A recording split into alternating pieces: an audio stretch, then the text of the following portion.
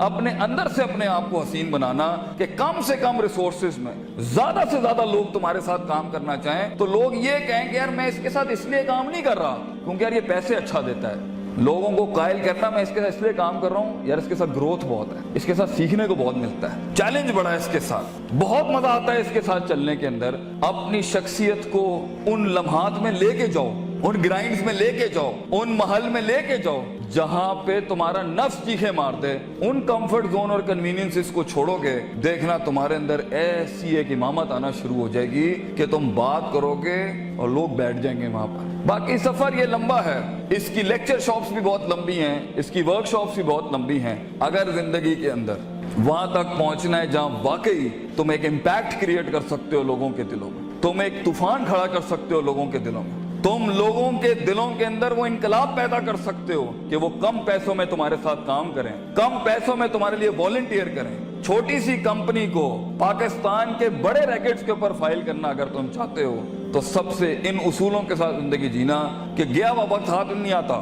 This is your time. فضولیات کے اندر وقت ضائع کرنا ہے, آگے جا کے چھوٹی چھوٹی چیزیں کہاں کام آتی ہیں آپ سوچ نہیں سکتے. کہاں کہاں پر کون سا بیج لگایا ہوا ہے, وہ کہاں کہاں پر کیسے جواب دیتا ہے پتہ نہیں ہے. عبداللہ بن مسعود ایک چھوٹا سا بیج تھا آپ صلی اللہ علیہ وسلم کا.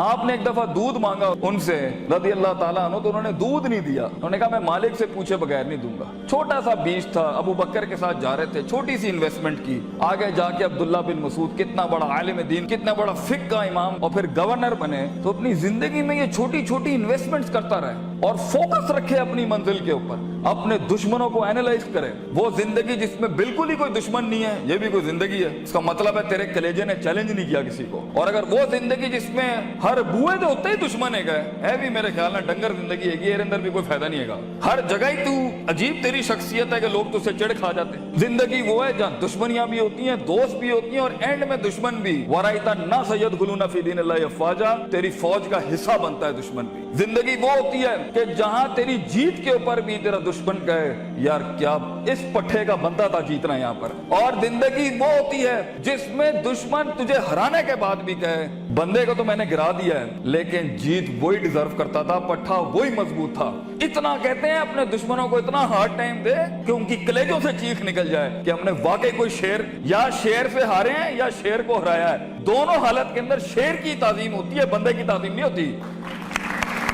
سوال یہ ہے شیر بنو کیونکہ اس کی ہار بھی سمبولک ہوتی ہے, اس کی جیت بھی سمبولک ہوتی ہے. مثال گیدڑ کی نہیں شیر کی دی جاتی ہے, مگر یہ کلیجے چاہیے ان کاموں کو کرنے کے لیے, وہ جگر چاہیے ان کاموں کو کرنے کے لیے. اور یہ چھوٹی سوچوں کے ساتھ نہیں بنتا, یہ 2 روپے کے جھگڑوں کے اوپر نہیں بنتا, یہ 2 روپے کے مسائل پہ نہیں بنتا, یہ ٹھنی چونیوں کے مسئلے نہیں ہیں. یہ تو اپنی آپ کو جلانے اور برباد کرنے کا سلسلہ ہے, تب جا کے بیج اگتا ہے. بہادر شاہ ظفر کہتے ہیں کہ ہر کسی کو پیڑ اور پودا اور پھل بننے کا شوق ہے. Everybody wants to be fruits and apples. ہر آدمی بننا چاہتا ہے کہ میں پھول اور پھل بن جاؤں, لیکن ہم تو وہ کھاد بننے کا کہتے ہیں, وہ بیج بننے کا کہتے ہیں جو زمین میں دفن کرتا ہے اپنے آپ کو, گمنام ہو جاتا ہے. لوگ آتے ہیں اور پھلوں کی تعریفیں کر رہے ہوتے ہیں لیکن وہ بیج دفن کرتا ہے اپنے آپ کو, گمنام ہوتا ہے مٹی کے نیچے. کوئی اس کے دکھوں کو نہیں جانتا, کوئی اس کی تنہائیوں کو نہیں جانتا, اور وہ زمین سے جنگیں لڑ کے اس بیج کو اپنے آپ کو پھاڑ کے ایک درخت بناتا ہے. سارا جہاد وہ بیج کرتا ہے اور سارے فائدے قوم کے پھل پودے اٹھاتے ہیں, تعریفیں سیب اور پھل اور پھول لے جاتے ہیں. بیج کو لوگ بھول جاتے ہیں لیکن اصل بنیاد بیج ہوتی ہے.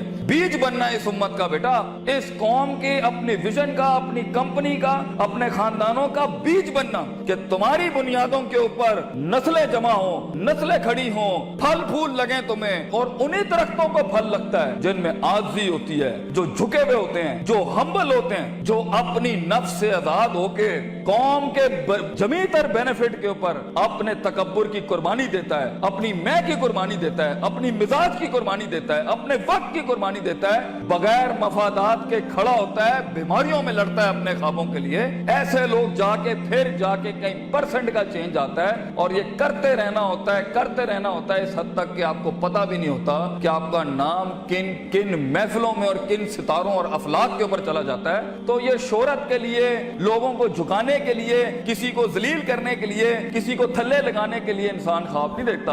امپاورمنٹس ہوتی ہیں جب انسان کام کرتا ہے اپنی نفس سے آزاد ہو کے. جو انسان کام کرتا ہے لوگوں کے لیے کام کرتا ہے اور اپنے لیے بھی کرتا ہے, لیکن اس میں آپ کو علمی مسل بھی چاہیے اور اس میں آپ کو عملی مسل بھی چاہیے, اس میں آپ کو نیت بھی چاہیے, ارادہ بھی چاہیے, قصد بھی چاہیے, نتیجہ بھی چاہیے, محاسبہ بھی چاہیے, علم بھی چاہیے, یقین بھی چاہیے, صبر بھی چاہیے, دوام بھی چاہیے, سیاست بھی چاہیے. اس لیے اگر آپ اس کے اوپر آج کام کرنا نہیں شروع کریں گے, کوئی مسئلہ نہیں ہے, 20-15 سالوں کے بعد جہاں بھی زندگی کھڑی ہوگی نا, وہ فیصلہ آپ کا ہوگا.